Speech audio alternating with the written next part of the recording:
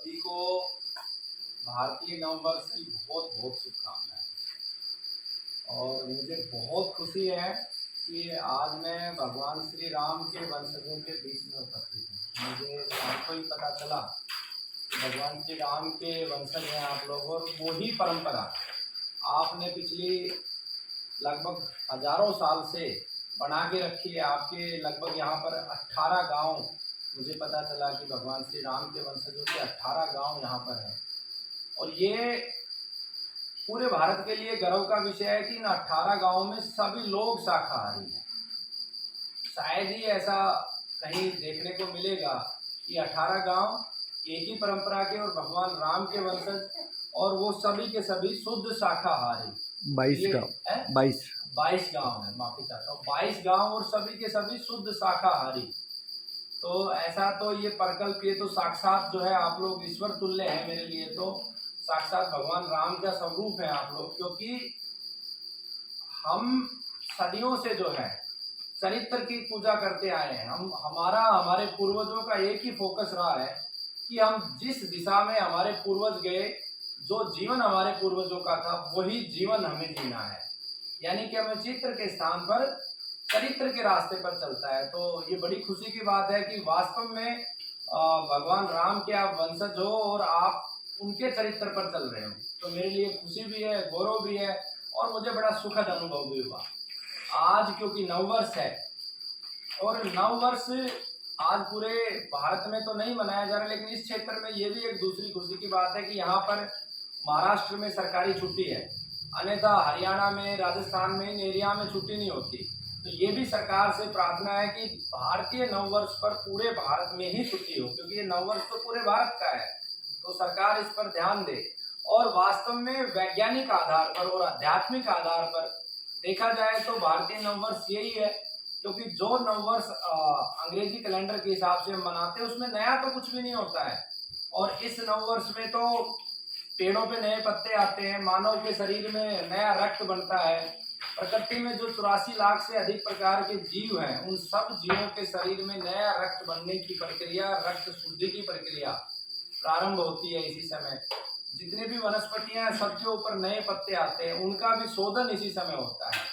और बड़ी से बड़ी बीमारी को ठीक करने की प्रक्रिया इस नववर्ष से प्रारंभ होती है। तो पूर्ण रूप से वैज्ञानिक है हमारा नववर्ष, और पूरी दुनिया को देने वाला हमारा नववर्ष है। क्योंकि जो नववर्ष पूरी दुनिया मना रही है वो लेने वाला है, देने वाला नहीं है। लेने वाला कैसे है कि जो अंग्रेजी लोग नववर्ष मनाते हैं उसमें शराब पीते हैं, तो शराब पिएंगे तो शरीर खराब होगा, तो आपका शरीर चला गया, आपका पैसा चला गया, सब कुछ नष्ट हो रहा है। एक तरफ नववर्ष अंग्रेजों का है जो सब कुछ नष्ट करता है, जो उसको मनाता है, शराब पीता है, कोल्ड ड्रिंक्स पीता है, वो स्वयं नष्ट होता है। फिर जो उसके पीछे है, एक बेटे के पीछे, एक व्यक्ति के पीछे एक ही नहीं होता है, एक बेटा होता है, उसके माँ बाप होते हैं, उसकी पत्नी होती है, उसकी बहन है, उसके बच्चे हैं। जब वो शराब पीता है, वो नष्ट होता है नशे में जाके, तो पूरा परिवार नष्ट होता है। तो एक तरफ तो अंग्रेजों का नववर्ष है जो सब कुछ नष्ट करता है, स्वयं को भी नष्ट करता है, परिवार को भी नष्ट करता है, समाज को भी नष्ट करता है, और राष्ट्र को भी नष्ट करता है। जब एक राष्ट्र का युवक शराब के नशे में धुत होके कोई उत्पादन ही नहीं करेगा, कोई क्रियात्मक काम ही नहीं करेगा, कोई रचनात्मक कार्य ही नहीं करेगा, तो राष्ट्र का भी तो नुकसान है। हमारे राष्ट्र की संपदा तो हम बनाने वाले हैं। हम जितने आविष्कार करेंगे, हम जितना अच्छा कार्य करेंगे, उससे हमारा राष्ट्र आगे बढ़ेगा, है ना। तो राष्ट्र का भी नुकसान, स्वयं का भी, परिवार का भी, समाज का भी, राष्ट्र का भी, और प्रकृति का भी। तो एक तरफ अंग्रेजों का नववर्ष है जो सब कुछ नष्ट कर रहा है, और एक तरफ हमारा नववर्ष है। जैसे आज हमने यहाँ प्रारंभ किया, सुबह सुबह यज्ञ किया नववर्ष पे। तो यज्ञ जब हमने किया तो किससे किया? देसी गौ माता के घी से किया, और दिव्य औषधियों से किया। उन औषधियों के माध्यम से जब हम यज्ञ करते हैं तो पूरे वातावरण को भरपूर मात्रा में ऑक्सीजन मिलती है।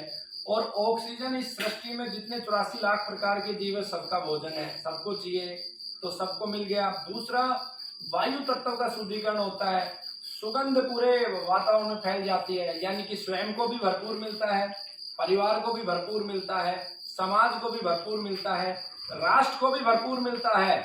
और राष्ट्र से ऊपर क्योंकि हम जिस सनातन संस्कृति के हैं वो संस्कृति क्या मानती है, वसुधैव कुटुंबकम, यानी कि सारा विश्व हमारा है। तो राष्ट्र से ऊपर बढ़कर हम पूरे विश्व को देते हैं। शुद्ध हवा पूरे विश्व को चाहिए, शुद्ध वातावरण पूरे विश्व को चाहिए। और जो बार बार ये ग्लोबल वार्मिंग की बात आती है, ये जो सनातन संस्कृति है, जो यज्ञ की प्रक्रिया है, इसके माध्यम से पूरे विश्व की जो है ग्लोबल वार्मिंग को ठीक किया जा सकता है। बस आवश्यकता किस बात की है, आवश्यकता है कि हर घर में गाय हो, हर घर में बहुत सारे वनस्पतियों के पौधे हो, बरगद पीपल लगे हो, चारों तरफ अच्छा वातावरण हो, और जो जीवन हमारा प्राचीन जो जीवन था उसी जीवन पर हम चले जाएं। तो ये नववर्ष के विषय में छोटी सी जानकारी आपको दी। दूसरा, आप सबका यहाँ आने का जो उद्देश्य है वो उद्देश्य है स्वास्थ्य को लेके, है ना। तो स्वास्थ्य को लेके हमने पिछले लगभग 10 वर्षों से इस पे निरंतर हम चिंतन कर रहे हैं और कार्य कर रहे हैं। और कुछ चीज़ों का तो बचपन से ही हम लगे हुए हैं कि जैसे हमारी नानी, जिसको हम माँ बोलते हैं, वो बचपन से ही हमें जो है देखते थे, कुछ बुखार हो जाता तो पत्थर पे घिसके देती थी। तो वो परंपरागत ज्ञान, परिवार परंपरागत ज्ञान हमारे पास बचपन से रहा, पेड़ पौधों से लगाव बचपन से रहा। तो इसके लिए बहुत सरल, बहुत चिंतन करके हमने देखा, दुनिया की सारी चिकित्सा पद्धतियों को देखा। एलोपैथी जो इस समय विश्व में सबसे नंबर 1 है, सबसे ज़्यादा लोग उसे उपयोग करते हैं। एलोपैथी के बाद आयुर्वेद आता है, आयुर्वेद के बाद जो है यूनानी आता है, लगभग विश्व की 60 कंट्रियों में यूनानी प्रयोग होती है। उसके बाद होम्योपैथी आता है, सिद्धा आता है, प्राकृतिक चिकित्सा आती है, रेकी थेरेपी आती है, चाइना की एक अपनी थेरेपी है। ऐसे पूरे विश्व में अलग अलग थेरेपियाँ हैं और सभी थेरेपियों का जन्मदाता है आयुर्वेद। अगर हम ये कहें कि सबका माता पिता कौन, तो आयुर्वेद। लेकिन आज से 5000 वर्ष पहले जब आयुर्वेद लिखा गया तो उस समय 90% हिस्सा बिल्कुल सही था। वो जो 90% हिस्सा था वो जीवन का था, व्यक्ति का जीवन बिल्कुल 90% में सही था। गाय रखते थे, सुबह उठना, सब कुछ परफेक्ट था, 90% हिस्सा था वो। चिकित्सा केवल 10% हिस्से में थी, जीवन 90% में था और चिकित्सा 10% में थी। तो हमने अनुभव किया कि दुनिया में आयुर्वेद का खूब प्रचार प्रसार है, लेकिन परिणाम नहीं है आयुर्वेद के भी। तो इसलिए हमने चिंतन करके जीवन को बदलने के लिए हमने एक नारा दिया कि चिकित्सा शरीर की नहीं, क्योंकि शरीर की चिकित्सा तो 10% है, 90% कार्य तो जीवन का है। तो चिकित्सा अभी हमें किसकी करनी है, जीवन की। तो इसीलिए उसे जीवन चिकित्सा का नाम दिया और हमने इससे ज़्यादा से ज़्यादा लोगों को जोड़ा कि पहले हमें चिकित्सा अपने जीवन की करनी है। जब हम चिकित्सा हमारे जीवन की कर लेंगे तो हमें अगले 10% की जरूरत ही नहीं पड़ेगी, हम बीमार ही नहीं होंगे। अगर जरूरत पड़ेगी तो उसके लिए फिर हम औषधियाँ देंगे। तो आज हम आपसे चर्चा करेंगे जीवन के विषय में, कैसे हमें जीना चाहिए और कैसे जीवन को सही तरीके से जीने से हम बीमार ही ना होंगे। ठीक है, तो जो जीवन है, तो जीवन को अगर आप किसी भी, हर कोई व्यक्ति ये कहेंगे यार जी रहे हैं, जीवन जी रहे हैं, तो लेकिन इस विषय को हम गंभीरता से सोचेंगे तो हमें ये निकल के आएगा जीवन किससे बना है, जी व न। जी का अर्थ क्या हो गया, मतलब जो प्राणधारी जीव हैं, लगभग 84 लाख प्रकार की योनियां बताई जाती है शास्त्रों में। हमने सबको नहीं देखा, लेकिन हमने 300-400 को तो देखा है। मनुष्य को देखा है, गाय को देखा, घोड़े को देखा, गधे को देखा, भैंस को देखा, चिड़िया, मोर, कबूतर, 300 प्रकार के जीव तो हमने देखे हैं।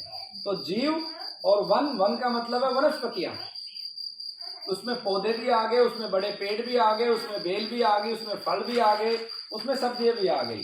तो जीवन का अर्थ होता है कि जो 84 लाख प्रकार के जीव हैं और वनस्पतियां हैं, परमात्मा ने, निर्माता ने इन सबको एक दूसरे के लिए बनाया और एक दूसरे को एक सिद्धांत दे के सृष्टि में पैदा किया है कि तुम्हें एक दूसरे के लिए जीना है। तुम जब भी कोई निर्णय लोगे तो ये देखोगे कि दूसरे का तो हित नहीं है ना। तो उसमें आप लोग पहले पॉइंट पे आप लोग सब परफेक्ट हो। क्यों?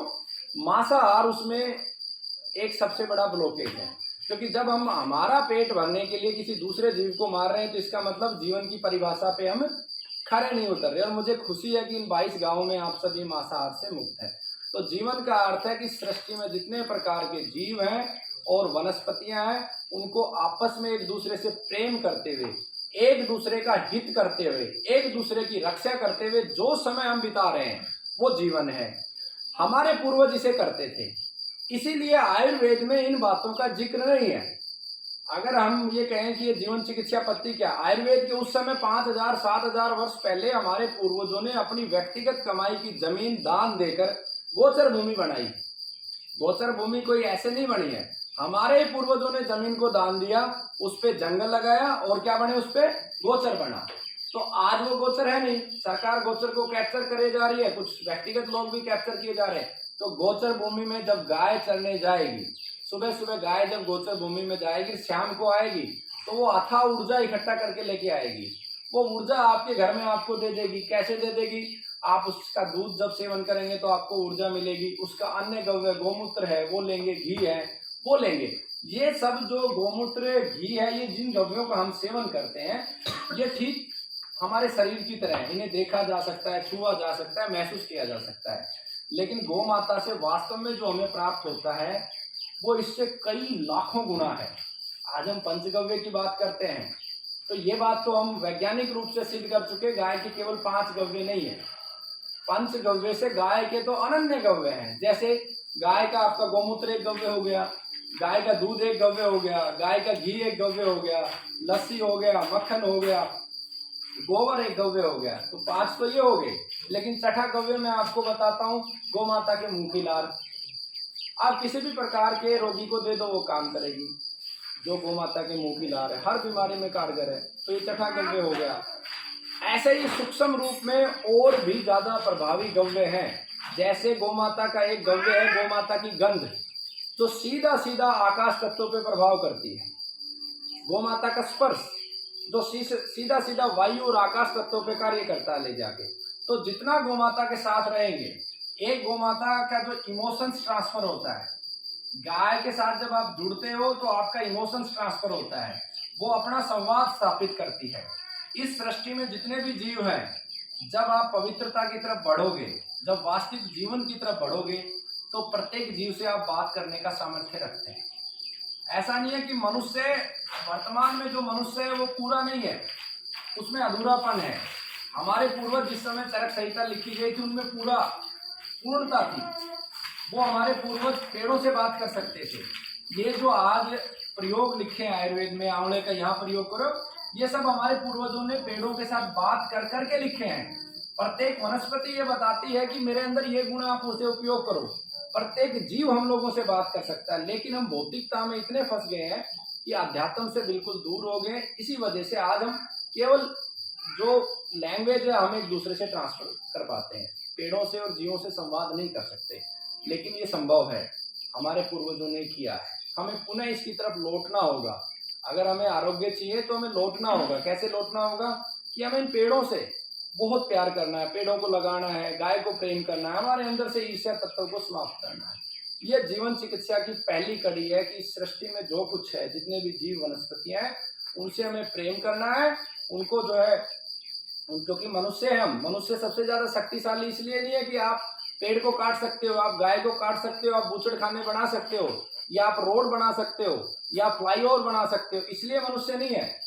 मनुष्य का पहला गुण ये है कि सृष्टि में जितने भी लिविंग बीइंग्स हैं, जितने भी जीव हैं और वनस्पतियों, उनके लिए सर्वश्रेष्ठ क्या व्यवस्था दे सकते हैं। अगर हम उनके लिए श्रेष्ठ व्यवस्था दे रहे हैं तो हम मनुष्य हैं। उनको उजाड़ के हम अगर कुछ खड़ा कर रहे हैं तो हम मनुष्य नहीं है।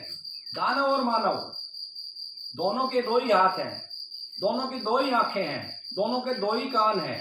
आप अगर देखोगे तो उस समय रावण में और राम में क्या अंतर था, कोई डिफरेंस नहीं था। 2 आंखें उनके पास थी, 2 हाथ उनके पास थे, 2 कान उनके पास थे, ज्ञान भी उनके पास था, 4 वेदों का ज्ञान था। मेरा समझाने का तात्पर्य है कि जो राक्षस होते थे और जो मनुष्य होते थे, जिन शास्त्रों को हम पढ़ते हैं, उनमें बेसिक डिफरेंस एक ही होता था कि उनके कर्म जो होते थे राक्षसों के, उससे सबका हित होता था।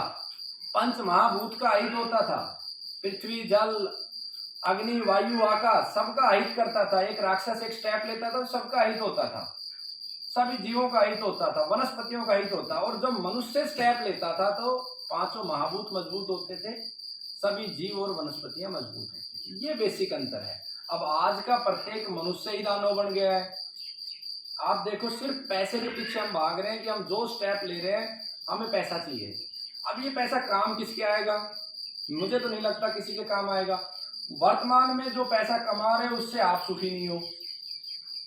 सुखी तो कोई नहीं है। जो आईएएस ऑफिसर है वो भी रात को जाके नींद की गोलियां खा रहा है, उसके पास नींद नहीं है, भूख नहीं लगती है, भूख की गोलियां खाता है, उसको आत्मिक तृप्ति नहीं है, उसको किसी भी एंगल से संतुष्टि नहीं है। परिवारों में ऐसी स्थितियां हो गई है कि सास बहू के झगड़े चल रहे हैं, झगड़े ही झगड़े। आप लोगों का पता नहीं, लेकिन जिस क्षेत्र से मैं आया हूं और मैं जहां जहां घूमा हूं वहां इतना मानसिक तनाव है कि एक ही परिवार के लोग एक दूसरे को देख के खुश नहीं है। जबकि मनुष्य तो इतना विस्तृत, इतना समृद्ध मनुष्य होता था कि सृष्टि के जितने जीव हैं उन सबको अपना मानता था, और है भी, क्योंकि हम सब 5 तत्वों से ही तो बने हैं। दुनिया का कोई भी वैज्ञानिक ये कर दे कि इन 5 तत्वों से अलग कुछ है, जैसे उदाहरण के लिए ये भाई बैठा है, इसका जब हम साइंटिफिक तरीके से देखेंगे तो इसमें भी वही 5 तत्व और मेरे भी वही है। तो जब हम समान रूप से निर्मित हुए तो हम सबका निर्माता तो एक हुआ। अगर हम सबका एक निर्माता है तो हम में भेद कहाँ है? हम सब तो एक ही पिता की संतान है ना। वो ठीक है, प्रकृति ने व्यवस्था दी है कि आपके लिए गर्भ किसी और का निर्धारित किया गया है, मेरे लिए किसी और का निर्धारित किया गया है, लेकिन उससे ऊंचा उठ के देखेंगे तो हमें पता चलेगा कि जो माँ है, माँ का भी निर्माण तो किसी ने किया है। और अंत में हमें पता चलेगा पंच महाभूत, कि 5 महाभूत कॉमन है। तो इसका मतलब हम इस सृष्टि में जितने भी वनस्पतियां हैं, जीव हैं, हम सब एक परिवार है। तो जब हम अपने परिवार के लिए नहीं सोच सकते तो हम कहाँ से मनुष्य हैं? तो ये सारी चीजें हमें अपने अंदर परिवर्तन लेके आनी पड़ेगी। सुबह से शाम तक एक ही चीज सोचनी है कि मेरे इस कर्म से किसी का नुकसान तो नहीं हो रहा है। जिस समय हम स्प्रे करते हैं अलग अलग केमिकल्स का प्लांट के ऊपर, तो हम किस एंगल से करते हैं कि कीड़ा ना लगे, लेकिन वो कीड़ा भी किससे बना है?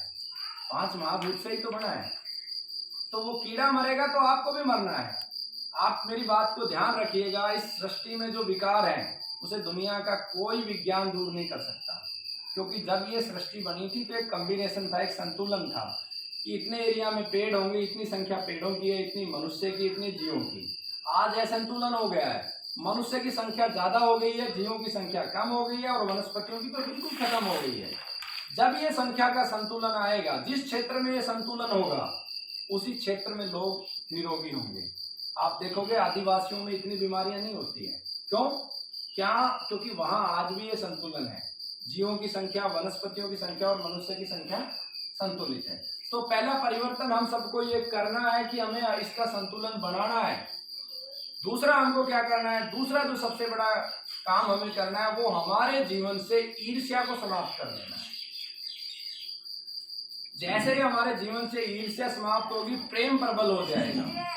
जब प्रेम प्रबल हो जाएगा तो हम हर किसी की चिंता करेंगे, हर किसी की रक्षा करेंगे, और हमारी जो शरीर की जो इम्यून सिस्टम हम बोलते हैं, इम्यून सिस्टम पे जब बात होती है तो हम उन चीजों की तो बात करते हैं जो मात्र 2% है। आप आंवला खाओ, आप जो है बेलपत्र खाओ, आप एलोवेरा खाओ, आप अश्वगंधा खाओ, आप सेब खाओ, केले खाओ, ये आपके इम्यून सिस्टम पे 2% से ज्यादा काम नहीं करता है। अगर ये 2% से ज्यादा काम करता तो सदियों से जो ऋषि मुनि ऊपर बैठे हुए हैं वो तो कुछ खा ही नहीं रहे, उनका इम्यून सिस्टम इतना मजबूत क्यों है? मैं आपको ऐसे ऐसे लोगों से मिलवाऊंगा जिन्होंने सिर्फ जल पे बैठा है, कोई नर्मदा जी के जल पे बैठा है, कोई गंगा जी के जल पे बैठा है, कोई गौ माता के दूध पे बैठा है, और वो कभी बीमारी नहीं हो रहा और 100-150 साल जी रहा है। तो ये तो साइंटिफिकली प्रूव है कि ये केवल 2-4% से ज्यादा नहीं है। आंवला, मटर, टमाटर, इससे कोई बहुत बड़ा फर्क नहीं पड़ने वाला। आपके इम्यून सिस्टम पे फर्क पड़ता है, आपके आंतरिक विचारों का। आप दूसरे के लिए क्या सोच रहे हैं, आपके अंदर प्रेम कितना प्रबल है, कितना प्रेम आप कर सकते हैं समाज से, आपके अंदर ईर्ष्या कितनी है। तो सबसे पहले जो दूसरा स्टेप हमें लेना है, प्रेम को प्रबल कर देना है। हमें ईर्ष्या नहीं करनी है। हाँ, ये निश्चित है कि शत्रु से सुरक्षा करना ये हमारा अधिकार है, लेकिन ईर्ष्या करने से सुरक्षा नहीं होती है। शत्रु से सुरक्षा होती है शक्ति से, और प्रेम से शक्ति बढ़ती है। आप शत्रु से प्रेम भी करो और अपनी शक्ति भी बढ़ाओ। अपने आप को इतना शक्तिशाली कर लो कि शत्रु आपको कुछ कर ही ना पाए, लेकिन उससे ईर्ष्या मत करो, उससे भी प्रेम करो। तो प्रेम तत्व को जितना हम बढ़ाएंगे जितना हम ठीक होते जाएंगे। सूक्ष्म रूप से तीसरी जो बात मैं आपको मुख्य रूप से बताना चाहता हूँ, सरल करके मैं आपको बता रहा हूँ, ये पूरा जीवन ऊर्जा का केंद्र है। जिस व्यक्ति के शरीर में जितनी ऊर्जा है वो जितना ही सुखी है उतना ही आरोग्य है। तो हमें हमारे शरीर में ऊर्जा बढ़ानी है, और ऊर्जा बढ़ाने के कुछ स्रोत होते हैं वो, लेकिन सार्वभौमिक नहीं है। सब इंसानों के स्रोत समान नहीं होते हैं। हमारी एक उंगली का फिंगरप्रिंट दूसरी से नहीं मैच होता, तो सबके लिए वो नहीं हो सकता है। तो ऊर्जा के लिए हम कैसे देखेंगे? ऊर्जा के लिए हम देखेंगे कि हर इंसान अपने आप में शांति से बैठ के ध्यान लगा के देखिए उसे किस चीज में आनंद आता है। जैसे मैं मेरा आनंद का स्रोत बताऊं तो मेरे आनंद का स्रोत सबसे ज्यादा है बच्चे। मुझे बचपन से ही मैंने एक फिल्म देखी थी मिस्टर इंडिया, और उसी समय उस पिक्चर को देखते देखते मैं पूरे 2-3 घंटे रोता रहा, और आज तक उस पिक्चर के दृश्य मेरे दिमाग में घूमते हैं। तब से मुझे ये था कि मैं बच्चों को अपने साथ रखूं, बच्चों को पढ़ाऊं। तो मुझे बच्चों से ऊर्जा बहुत मिलती है, और ये पूर्ण रूप से साइंटिफिक है। आप 5 साल से छोटे बच्चे को जितना समय आप बिता सकते हो उतना आप आरोग्य रहेंगे, गारंटी दे रहा हूं मैं। आपके घर में 1 साल से छोटा बच्चा, आप उसके साथ समय बिताना बांट लो सभी, 2 घंटे दादा, 2 घंटे दादी, 2 घंटे चाची, आप बीमार ही नहीं हो सकते। तो ये सबसे बड़ा स्रोत है ऊर्जा का। इससे भी बड़ा अगर स्रोत मैं कहूं तो इससे बड़ा स्रोत है गाय और गौमाता में भी। अगर हम बार बार गौमाता की चर्चा करते हैं, गौमाता से ज्यादा ऊर्जा बछड़े के अंदर है। नंदी ऊर्जा का बड़ा स्रोत है। तो आप एक बछड़ा घर में रखो, अवश्य रखो, गाय रखो ना रखो, एक बछड़ा रखो, उसको गले लगाओ, उसके साथ खेलो, उसको थोड़ा खिलाओ, तो निश्चित रूप से आपकी ऊर्जा बढ़ेगी। गाय उसमें ऊर्जा का बहुत बड़ा स्रोत है। गाय के बाद, इन सब के बाद जो ऊर्जा के सबसे बड़े स्रोत जो मुझे महसूस होते हैं, ये आपकी इंटरनल फीलिंग से स्रोत निकल के आते हैं। उसके बाद सबसे बड़ा ऊर्जा का स्रोत है बरगद और पीपल। इन पेड़ों के नीचे आप घंटा भर बैठ के देखिए, आपकी बड़ी से बड़ी बीमारी ठीक हो जाएगी और आपके अंदर आत्म तृप्ति बढ़ती जाएगी। तो इन पेड़ों को ज्यादा से ज्यादा लगाएं, उनके साथ समय बिताएं, तो आपकी ऊर्जा बढ़ेगी। इसके बाद ऊर्जा के और बहुत सारे स्रोत हैं। जैसे मैं बताऊं तो मेरा ऊर्जा का स्रोत कुत्ता है। कुत्ते में बहुत ऊर्जा है, और कुत्ते जैसा जीव इस सृष्टि में कोई नहीं है। सबसे ज्यादा वफादार, और अगर प्रेम तत्व मैंने देखा है गाय के बाद प्रेम तत्व सबसे ज्यादा प्रबल है तो वो कुत्ते के है। तो आप कुत्ते को जरूर पालिए अपने घर में, क्योंकि वो आपसे इतना प्रेम करने वाला है, शायद आपकी माँ को भी पीछे छोड़ देगा, इतना प्रेम कुत्ता करता है। कुत्ते को पालिए।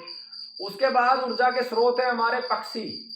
अपने घर के ऊपर मेरी नानी, मतलब हम लोग इतने गरीब रहे हैं। मेरी नानी, जैसे बचपन में ही नाना जी एक्सपायर हो गए।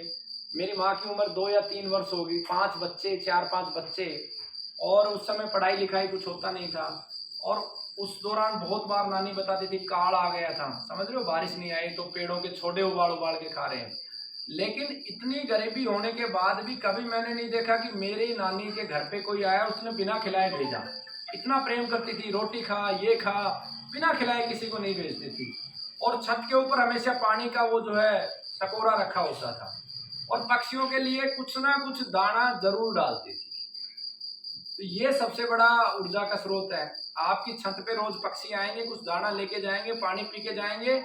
तो जब वो पानी पी रहे होंगे ना, तो उनकी इतनी पॉजिटिव वाइब्रेशन निकल रही होगी कि आपके पूरे घर में सुख समृद्धि भर देगी। वो इतनी सुख शांति वो भर देगी कि आपने कल्पना भी नहीं की होगी। ये एक बहुत बड़ा स्रोत है। इस स्रोत के बाद इन सब से भी, जो मुझे लगता है कि इन सब से भी बड़ा स्रोत कुछ हो सकता है, जो मैंने महसूस किया है, वो स्रोत है कि संसार में जब भी कोई व्यक्ति आपको लगे कि ये बहुत कष्ट में है, बहुत कष्ट में है, बहुत पीड़ा में है, आप उस व्यक्ति की मदद कर दो। सिर्फ जितना आपका सामर्थ्य है, आप पवित्रता से और ईमानदारी से उस व्यक्ति की मदद कर दो। जब आप मदद करोगे कि आप पाओगे कि उसने वो दे दिया आपको। मान लो रात के 10 या 11 बजे है, कोई व्यक्ति को घर जाना है। अब हर किसी के पास तो गाड़ी नहीं है, वो बेचारा परेशान है, वो भी अपनी माँ के बारे में सोच रहा है, वो भी अपनी पत्नी के बारे में सोच रहा है, वो भी अपने बच्चों के बारे में सोच रहा है। और उस समय आपने उसको अपनी गाड़ी में बैठा लिया, और जिस समय आप गाड़ी में उतारोगे तो आपने भले लाभ, आपका नुकसान तो कुछ नहीं हुआ, इतना होगा कि आपकी 2 मिनट एक्स्ट्रा लगी उस गाड़ी को रोकने और उतारने में, लेकिन वो आपको अरबों रुपए की ऊर्जा देके जाएगा। वो इतनी सकारात्मक ऊर्जा आपको देके जाएगा कि आप कल्पना नहीं कर सकते। कोई गरीब व्यक्ति है उसके बच्चों को आप पढ़ा सकते हो।